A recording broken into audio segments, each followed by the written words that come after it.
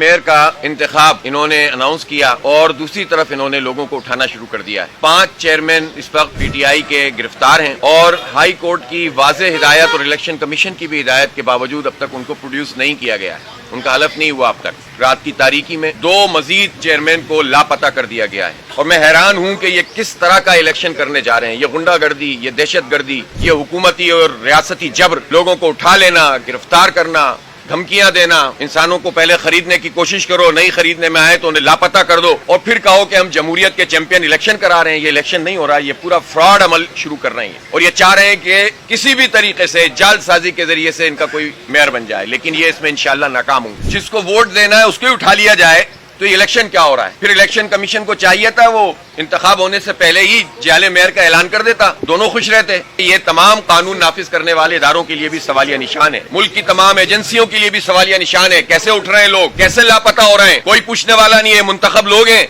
Vote हासिल करने के बाद अगर ये लापता हो रहे हैं तो इसकी जिम्मेदारी तमाम हसास इदारों पर भी है, रेंजर्स पे भी है, पुलिस पे भी है। हुकूमत तो खैर कर ही रही है ये अपनी ताकत इस्तेमाल करके, और इलेक्शन कमीशन पे भी है। जमात इस्लामी ने इस बात का फैसला किया है पीपल्स पार्टी के इस फाशिज्म को पूरी दुनिया के सामने लाने के लिए कल इंशाअल्लाह पूरे मुल्क में अमीर जमात इस्लामी पाकिस्तान ने ऐलान किया है कि यौम एहतजाज होगा और कल कराची में शाहराह कायदीन पर एक बहुत बड़ा तहफ्फुज़े कराची मार्च मुनक्किद किया जाएगा। इंशाअल्लाह हम पीपल्स पार्टी की सारी फिस्तायत के बावजूद, फाशिज्म के बावजूद इनको शिकस्त से दो चार करेंगे इंशाअल्लाह।